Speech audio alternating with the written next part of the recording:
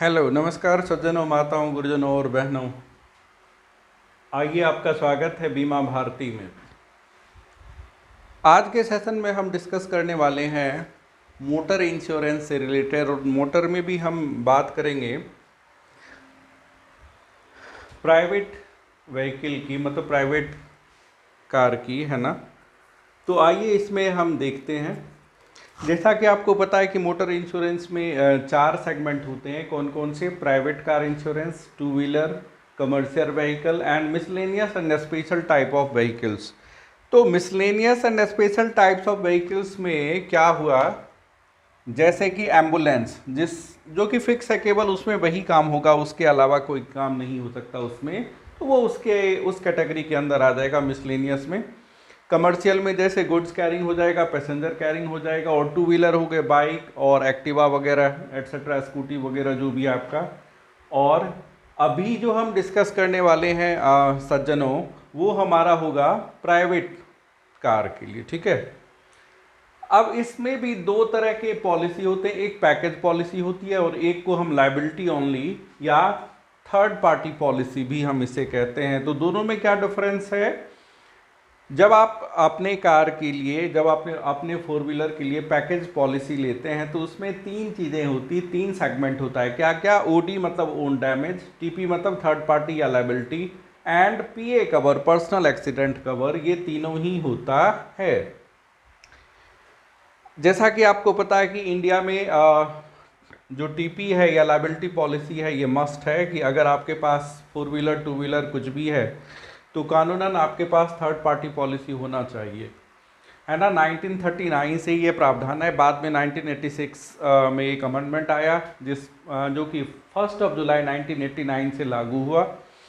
और ये as it is रहा कि लायबिलिटी ओनली पॉलिसी, जितने भी टू व्हीलर, 4 व्हीलर के ऑनर हैं या जो भी व्हीकल्स हैं, उसका होना ही चाहिए, ये मस्ट पॉलिसी है। लायबिलिटी में थर्ड पार्टी का मतलब क्या है कि अगर आपके व्हीकल से किसी दूसरे बंदे का डैमेज होता है या फिर किसी बंदे की डेथ हो जाती है, तो दोनों ही केस में कंपनी उसको पे करती है, आपके गाड़ी से जिसके भी डैमेज हुई या जिस बंदे की डेथ हो गई। तो डैमेज के केस में कंपनी की लिमिटेशन है 7.5 लाख, इससे ऊपर ये नहीं पे करेगी। और डेथ के केस में अनलिमिटेड है, वो कंपनी अपना डिसाइड करती है उस बंदे के साथ, या कोर्ट में जाकर के डिसाइड होता है। उसके बहुत सारे क्राइटेरिया होते हैं कि जिस बंदे की डेथ हुई है उसकी क्या आमदनी है, उसका कितना साल और सर्विस था, तो फिर ये सारी चीज़ें होती हैं, उस पर उसके फैमिली में कितने डिपेंडेंट है उसके ऊपर। तो ये सारी चीज़ें हैं जो डिटरमाइन करता है। तो सज्जनों, माताओं, गुरुजनों, बहनों और मेरे सहकर्मियों, जो भी आप मेरे को सुन रहे हो, देख रहे हो, मैं आपसे ये कहना चाहूँगा कि आप चाहे कोई और पॉलिसी ले ना लें, अपने कार के लिए, अपने टू व्हीलर के लिए, आपकी जो ही भी व्हीकल है उसके लिए आप लायबिलिटी पॉलिसी या थर्ड पार्टी पॉलिसी ज़रूर लें। ये मस्ट पॉलिसी है, क्योंकि इमेजिन कीजिए कि अगर आपके व्हीकल के अंदर आकर के किसी बंदे की डेथ हो जाती है, तो फिर वो क्या होगा? आप कहाँ से उसके लिए डेथ बेनिफिट पे करेंगे?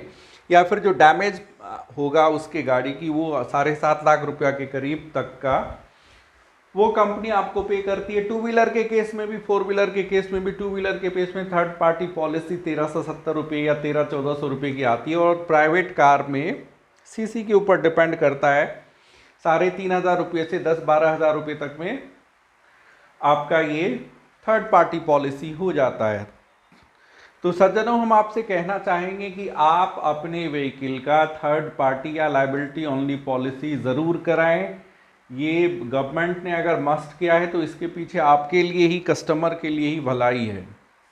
अब हम आते हैं कि मान लीजिए कि मैंने पैकेज पॉलिसी लिया अपने कार के लिए, तो उसमें कौन कौन से सेक्शन आएंगे? OD own damage, third party and personal accident cover. मतलब यहाँ पे जो है वो तो रहेगा ही, उसके अलावा 2 और सेगमेंट इसमें आता है, own damage and personal accident cover.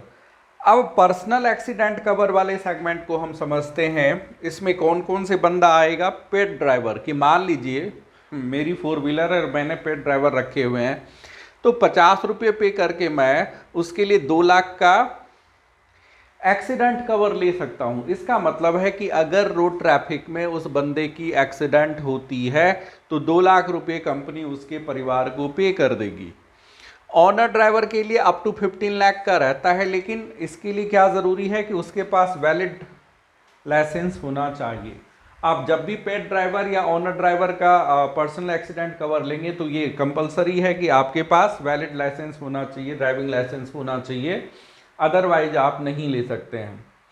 इसके बाद है कि जब हम अपने गाड़ी से चलते हैं, जब हम अपने व्हीकल से चलते हैं तो हमारे साथ या तो हमारे एम्प्लॉयज़ हो सकते हैं। तो जितनी सीटिंग कैपेसिटी है, मान के चलिए 5 है ना, ड्राइवर के अलावा 5 की सीटिंग कैपेसिटी है, तो 250 रुपये दे करके हम और 5 बंदे का पीए कवर ले सकते हैं। अब पैसेंजर कवर क्या है कि हमारे साथ हमारे रिलेटिव, हमारे फ्रेंड भी कहीं जर्नी में जा सकते हैं। जैसे मान लीजिए हम अपने रिलेटिव के गए, हमारे साथ 4 और बंदे बैठे हुए हैं, हो सकता है कि वो हमारे फ्रेंड हो, हमारे चाचा हो, भाई हो, कज़न हो, जो भी हो।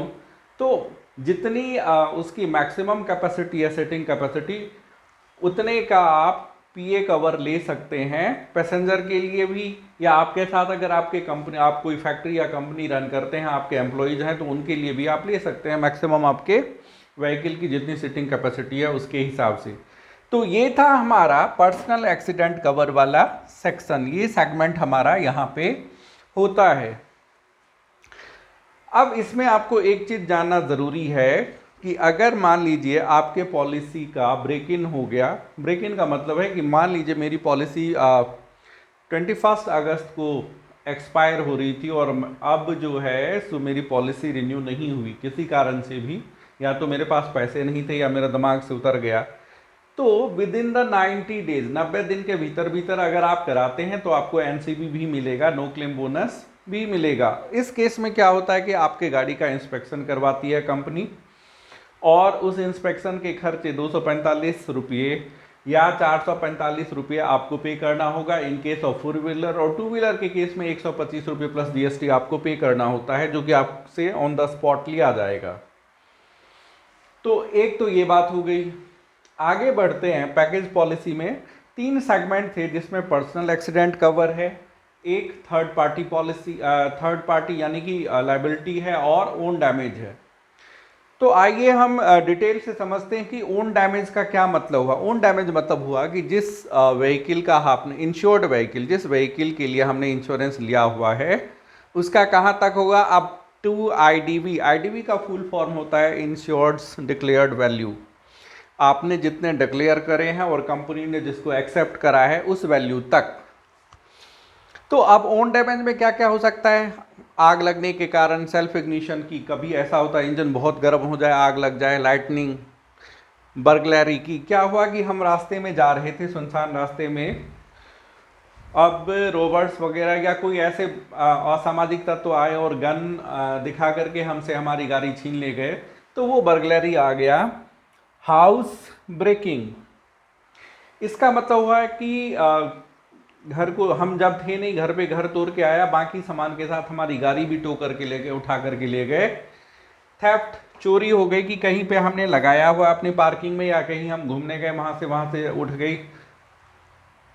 राइट, क्या होता है कि मान लीजिए कहीं पे दंगे हो गए, कम्युनल दंगे हो गए, तो वहां पे, या स्ट्राइक कि आज भारत बंद है, आज कल पटना बंद है, परसों दिल्ली बंद है, इस तरह से आज राजस्थान बंद है, तो उसमें अगर उस दंगे, उस स्ट्राइक के कारण अगर हमारे व्हीकल में किसी तरह के खरोच या उसमें कोई डैमेज होता है, तो वो ओन डैमेज में आएगा, और उसका सारा कौन पे करेगा, कंपनी पे करेगी। अब आपको ये ध्यान में रखना होगा, इसके अलावा एओजी यानी कि एक्ट ऑफ गॉड, जैसे कि अर्थक्वेक है, फ्लड है ना, टाइफून है, हरिकेन है, स्टॉर्म है ना, इंडेशन है, साइक्लोन, हेलस्टॉर्म, फ्रॉस्ट एटसेट्रा, इन सारे केस में, बाढ़ वगैरह या भूकंप वगैरह, ये सारी चीज़ें हैं, चक्रवात आ जाए, है ना, बहुत ज़ोरों की तूफान आ जाए, तो इन सारे ही केसेस में भी पेएबल होता है अगर हमारे गाड़ी को डैमेज होता है, हमारी व्हीकल को, जो इंश्योर्ड व्हीकल है। तो सज्जनों, गुरुजनों और मेरे तमाम मित्रों, उस केस में भी आपको कंपनी पे करती है।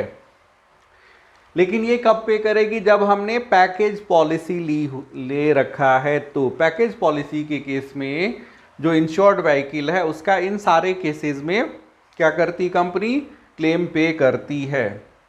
अब डैमेज ऐसे भी हो सकता है, damage due to accidental external means कि मान लीजिए क्या हुआ, या मैलिशियस एक्ट है, या टेरिटरी एक्टिविटी है, या लैंडस्लाइड, रॉक स्लाइड, ये सब हो, इन सब केस में भी हमारे गाड़ी का जो भी डैमेज होगा वो कंपनी पे करती है। ऐसा भी हो सकता है कि मान लीजिए मेरी गाड़ी बाहर पार्किंग में लगी हुई है ऐसे ही, और बच्चे खेल रहे थे, उन्होंने क्या करा, डंडे से हमारे कांच को तोड़ दिया, या फिर हमारा जो बम्पर है उसको उसने डंडे से तोड़ दिया, या कुछ भी अदर मीन्स कोई रेडी वाले है उसने धक्के मार दिए, उसमें खरोंच आ गए, तो उस खरोंच को ठीक करने में 5, 10, 20 हजार जितने भी रुपये आएंगे, है ना, वो सारे खर्चे कौन पे करेगी, कंपनी पे करेगी, अगर हमने पैकेज पॉलिसी ले रखा है तो। अब ऐसे भी हो सकता है damage occurring while transit by road. अच्छा, क्या होगा कि हम अपने 4 व्हीलर को मान लीजिए ट्रांसिट पार्सल कर रहे हैं एक जगह से दूसरे जगह, बाय रोड या बाय रेल या बाय वाटर, तो उस केस में अगर क्षति होती है तो उसकी भी पूर्ति कौन करेगी, कंपनी पे करती है, उसके लिए भी ये ध्यान में रखिएगा सज्जनों। अब इसके अलावा, इन सब चीज़ों के अलावा, एक तो हो गया insured vehicle up to IDV, दूसरा एक्सेसरीज। आजकल व्हीकल में लोग बड़े बड़े महंगे इक्विपमेंट वगैरह, इलेक्ट्रिकल इक्विपमेंट जैसे सीडी प्लेयर है या एसी है या टेप रिकॉर्डर एक्सेट्रा होते हैं, 2-2, 1.5 लाख रुपए वाले लोग लगा के रखते हैं, ठीक है। तो उस केस में अगर वो डैमेज होगा, लेकिन ये चीज़ें कब पेएबल होगी कि जब आप इंश्योरेंस ले रहे हो, तो उस समय आपको एक्सेसरीज के भी आईडीवी बताने चाहिए कि कितने लगे हुए हैं। उस केस में कंपनी उसका सर्वे करती है, और उस सर्वे करेगी और प्लस बिल, ये दोनों ही ज़रूरी। जब आप बिल क्लेम, अगर मान लीजिए क्लेम आती है, तो उस केस में कंपनी आपको कह सकता है कि आप हमें बिल दिखाइए, तो बिल आपको दिखाना होगा। तो एक्सेसरीज में 2 तरह के एक्सेसरीज होंगे मित्रों। क्या क्या हो सकता है, एक इलेक्ट्रिकल एक्सेसरीज हो सकता है, दूसरा नॉन इलेक्ट्रिकल हो सकता है। इलेक्ट्रिकल में जैसे कि हमने आपसे पहले बताया, सीडी प्लेयर हो गया, टेप रिकॉर्डर हो गए, एसी हो गए, सायरन्स हो गए, हैजार्ड लाइट हो गया, spoiler with brake light etcetera, ये सारे ही इलेक्ट्रिकल्स में आएंगे। इसके अलावा जो नॉन इलेक्ट्रिकल है, नॉन इलेक्ट्रिकल में नॉन मेटालिक हो सकते हैं या मेटालिक। नॉन मेटालिक में जैसे कोई प्लास्टिक गुड्स है या स्पॉइलर्स है ना, या हम स्कर्टिंग करते हैं या पेंट्स करते हैं, तो इन सब का। या मेटालिक में अगर कुछ हमारे व्हीकल में मेटालिक पार्ट्स हैं तो उसमें अगर डैमेज होती है तो वो भी कंपनी पे करती है। तो ये हो गया हमारा एक्सेसरीज वाला सेगमेंट, और ये हमने अभी डिस्कस करा था इंश्योर्ड व्हीकल कहां तक पे होगा, अप टू आईडीवी। अब आईडीवी को समझने के लिए कि ये इंश्योर्ड डिक्लेयर्ड वैल्यू क्या होता है, कि जब आप बीमा लेने जाते हैं अपने व्हीकल का या अपने 4 व्हीलर का किसी कंपनी से, तो उस समय आपसे आईडीवी पूछा जाता है। तो आईडीवी में जैसे क्या होती है आजकल, तो जैसे ही हम व्हीकल नंबर एंटर करते हैं, हमारा आरसी पे जो नंबर रहता है गाड़ी का, तो क्या होती है, खुद ब खुद उसका आईडीवी आ जाता है ना। और आईडीवी फाइंड करने के और तरीके हैं। क्या तरीके हैं, कि अगर जो आपके व्हीकल की 0 से 6 मंथ की है तो 5% डिप्रिसिएशन करके वो आपका आईडीवी निकल आता है ना। एक्स शोरूम प्राइस जो भी है उसमें 5% लेस कर देंगे तो आपका आईडीवी निकल जाएगा। अगर जो आपके व्हीकल की एज 6 to 12 मंथ है तो 15% डिप्रिसिएट कर देंगे आपके एक्स शोरूम प्राइस से, वो आपका आईडीवी आ जाएगा। अगर 1 से 2 साल के बीच की आपकी व्हीकल है तो आपके जो एक्स शोरूम प्राइस है उसमें 20% हम लेस करेंगे, डेप्रिसिएट करेंगे। अगर 2 to 3%, 2 से 3 साल के बीच की एज है आपके व्हीकल की तो हम 30% उसमें डेप्रिसिएशन लगाते हैं। अगर जो 3 to 4 ईयर है तो हम 40% का डेप्रिसिएशन लगाते हैं, एंड 4 to 5 ईयर है तो हम 50% का डेप्रिसिएशन लगाते हैं। तो इस तरह से जो एक्स शोरूम प्राइस है उसमें डेप्रिसिएशन करके एज पर द एज हम आईडीवी निकालते हैं। आईडीवी का फुल फॉर्म हो गया इंश्योर्ड डिक्लेयर्ड वैल्यू, और इसी पे आपको जो भी क्लेम मिलना है उसी पे मिलता है, आईडीवी पे, ठीक है।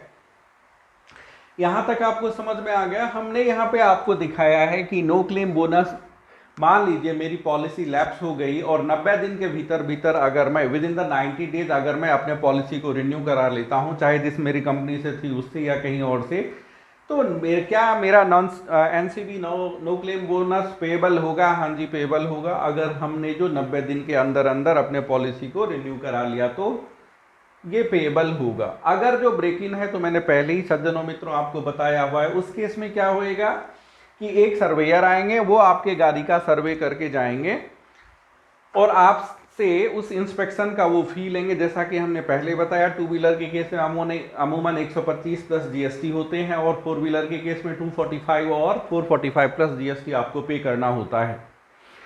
तो वो जो इंस्पेक्शन करने के लिए आते हैं सर्वेयर, उसका काम ये रहता है कि कहीं आपके इसमें व्हीकल में कोई डैमेज तो नहीं है, कहीं उसमें स्क्रैचेस तो नहीं आए हुए हैं, कोई उसका बोनट या कोई उसका बम्पर वगैरह तो टूटा हुआ नहीं है, इंजन सही या नहीं। तो इस तरह से वो कई व्यूज़, 8 व्यूज़ के फोटो लेते हैं और उनके वीडियो भी बनाते हैं, साथ में आरसी, और फिर वो स्टार्ट करके इंजन को देखते हैं। ठीक है, साथ में चेसिस नंबर और इंजन नंबर भी वो अपने फोटो में क्लिक करते हैं। इस तरह से आपके गाड़ी का इंस्पेक्शन हो जाता है।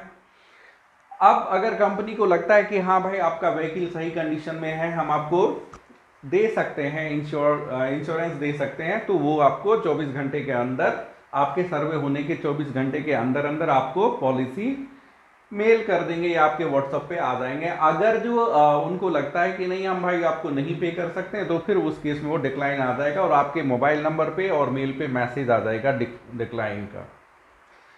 अब है कि नो क्लेम बोनस कितना पे कर दिए कोई भी कंपनी। तो अगर मान लीजिए मैंने अपने फोर व्हीलर की इंश्योरेंस कराई और पहले साल मेरा क्लेम 0 है, नो क्लेम बोनस मतलब मैंने क्लेम नहीं लिया, उसी का मेरे को बोनस मिलेगा। तो एक साल अगर मैंने कोई क्लेम नहीं लिया तो मेरे को 20% नो क्लेम बोनस मिल जाएगा। अगर मैंने लगातार 2 साल नहीं लिए तो मेरे को 25% मिल जाएंगे। अगर मैंने लगातार कंटिन्यूस 3 साल तक कोई क्लेम नहीं लिया तो मेरे को 35% का नो क्लेम बोनस मिलेगा। अगर जो मैंने 4 साल तक कोई क्लेम नहीं लिया तो 45%, और अगर जो मैंने 5 साल तक कोई भी क्लेम नहीं लिया तो मेरे को 50% का नो क्लेम बोनस मिल जाएगा। एक चीज इसमें ध्यान देने की बात है मित्रों, सज्जनों, मेरे तमाम सहकर्मियों, कि इस केस में जो नो क्लेम बोनस है ये किस पे लगता है? आपके ओडी पे। OD premium, own damage premium जो है, जैसे मान लीजिए मेरे फोर व्हीलर की वैल्यू 3 लाख रुपए है, 3.5 लाख रुपए है, तो उस पे जो भी 7,000 का प्रीमियम आएगा या 6,000 का प्रीमियम आएगा, मान लीजिए एक मैं रफ आइडिया कहता हूँ 9,000 आएगा, तो उस पे मेरे को 50% तक का, अगर मैंने लगातार 5 साल कोई भी क्लेम नहीं लिया है, तो यानी अगर 9,000 रुपये आ रहा है मेरे आईडीबी का ऑन डैमेज में, जो मैंने इंश्योरेंस डिक्लेयर्ड वैल्यू है, मैंने 3 लाख 3.5 लाख रुपया डिक्लेयर किया है कि मेरे गाड़ी का, मेरे फोर व्हीलर का ये दाम है, और लगातार 5 साल मैंने कोई क्लेम नहीं लिया, तो ऑन डैमेज सेक्शन में मान लीजिए 7,000 की प्रीमियम आ रही है, तो मेरे को 50% का रिबेट मिल जाना है। यानी कि मेरे को कितना पे करना होगा? 3,500। 7,000 बन रही थी, 50% एनसीबी मेरे को मिल गया, तो अब मेरे को कितना पे करना होगा इस सेगमेंट का, ऑन डैमेज सेगमेंट का? 50%। अगर जो लगातार 5 साल मैंने कोई क्लेम नहीं लिए हैं तो जो मेरे को 7,000 लग रहे थे, अब मेरे को कितने लगेंगे? 3,500। अगर जो मैंने लगातार 4 साल नहीं लिया होता तो 45%, और इसी रेशियो में आपको ऑन डैमेज जो भी प्रीमियम होता है उस पर रिबेट, उस पर आपको छूट मिल जाती है। यहाँ ये चीज़ ध्यान में रखने की है कि जो लायबिलिटी वाला सेगमेंट है या जो पर्सनल एक्सीडेंट कवर वाला सेगमेंट है, उसमें कोई भी रिबेट या कोई भी एनसीबी नहीं दिया जाता है, इसमें आप क्लियर रहें। तो सज्जनों, मित्रों, गुरुजनों और मेरे तमाम सहकर्मियों, आशा करता हूं कि आपको प्राइवेट कार वाले सेगमेंट में ये पैकेज पॉलिसी का कंसेप्ट जरूर क्लियर होगा। आज के इस सेशन के बाद मैं उम्मीद करता हूं कि आप कम से कम, अगर आपके पास 2 व्हीलर, 3 व्हीलर, 4 व्हीलर कुछ भी है, तो आप लायबिलिटी ओनली पॉलिसी यानी कि थर्ड पार्टी पॉलिसी जरूर कराएं, क्योंकि इसमें बहुत बड़ी लायबिलिटी, नाम ही है इसका दायित्व बीमा, बहुत बड़ी लायबिलिटी है कि अगर कोई बंदा मेरे 2 व्हीलर, 4 व्हीलर, 3 व्हीलर जो भी मेरे पास है उसके नीचे आकर के अनफॉर्चुनेट उसकी डेथ हो जाए, तो फिर उसका क्लेम पे करना हमारे लिए बहुत ही टफ हो जाएगा। और तो हम चाहेंगे सज्जनों, गुरुजनों, माताओं और बहनों कि अगर आपके पास two wheeler, three wheeler, four wheeler या कोई भी व्हीकल है तो आप कम से कम इसका लायबिलिटी ओनली पॉलिसी या थर्ड पार्टी पॉलिसी जरूर कराएं। उम्मीद करता हूं, ऐसा मैं सोचता हूं कि मेरे द्वारा दी गई ये जानकारियां आप सबों के लिए लाभप्रद और यूजफुल हो। इसी होप के साथ कि आप हमारे चैनल को सब्सक्राइब करेंगे, अधिक से अधिक प्यार देंगे और शेयर करेंगे, लाइक करेंगे। हम आपसे लेना चाहेंगे विदा। बीमा भारती में बने रहने के लिए आप सभी का तहे दिल से धन्यवाद। जय श्री कृष्णा।